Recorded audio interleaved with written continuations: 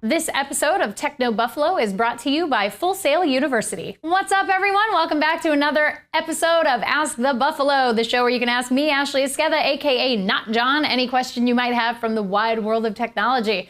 Every Tuesday, we put up a call for questions on technobuffalo.com. You can leave your question in the post comments, or you can send them to me any time of the day or night at TechnoBuffalo on Twitter or at Ashley Esqueda. But make sure you use the hashtag AskTheBee so I can see it. And usually I'll answer between 3 and 5 questions every episode.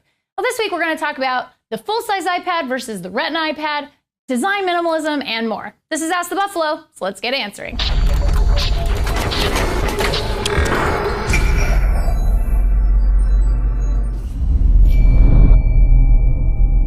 Twitter user Brandon L. Rogers asks, what type of college degrees are suitable or ideal for someone who wants to get involved in your field of work?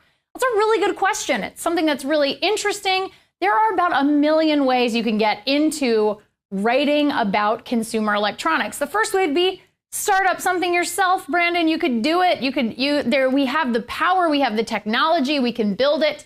You can build your own tech website. Another way to do it is you can get a degree in journalism, you can get a degree in business and start your own website and hire people. Basically, you just have to be passionate about what you want to do. So if you want to get involved in technology, you want to be passionate about it, which obviously you are because you wrote into the show. Make sure that you make your editors' lives easy by having your own voice as a writer so that everyone knows what you're talking about and that you are able to speak eloquently about any topic.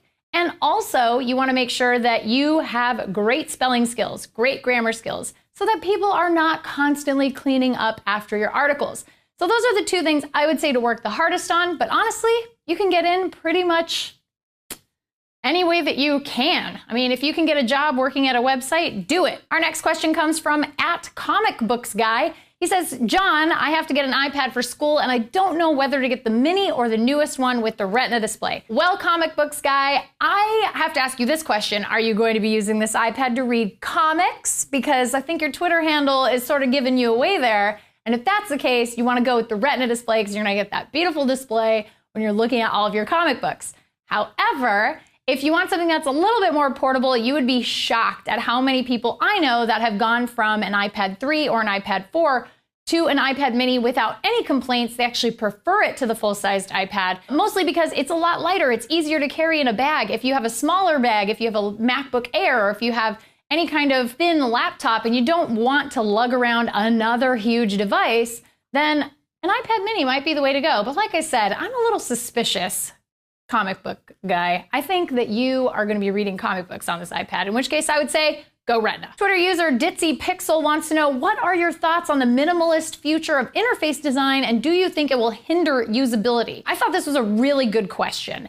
And I think that we are seeing sort of this trend of minimalist design in interfaces. But I do think that the reason, let's say the iPhone originally had all of these sort of skeuomorphic designs that made you think you were using, an office desktop calendar or anything like that, was so that we could get people used to using a smartphone or a touch screen.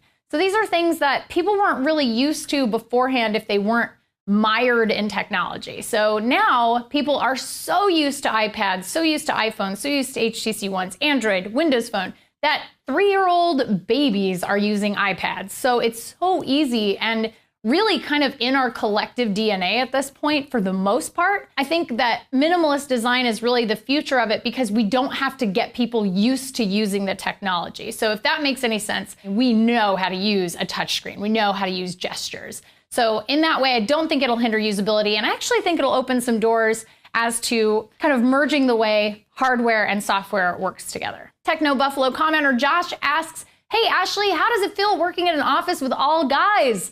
Well, since I have started here, I have been shot at with Nerf guns. We constantly trash talk, and I have a feeling that today, after buying the Left 4 Dead 2 bundle in the Steam summer sale, I'm gonna get smoked by Ralph and Brando.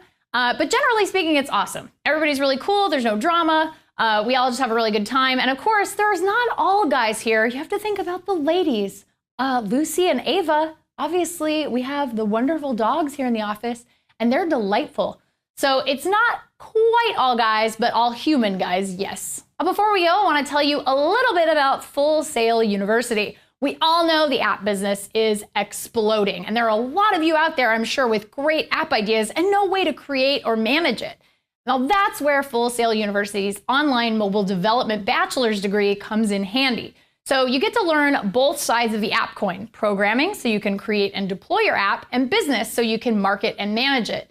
It's really, really great to be able to do both sides of app development. Through Full Sail's Launchbox program, students receive a MacBook Pro with industry software already preloaded on it. It's awesome. And you get iOS and Android devices so you can start making your brilliant app right away when you enroll. Once you enroll, courses are delivered through Full Sail's online education platform.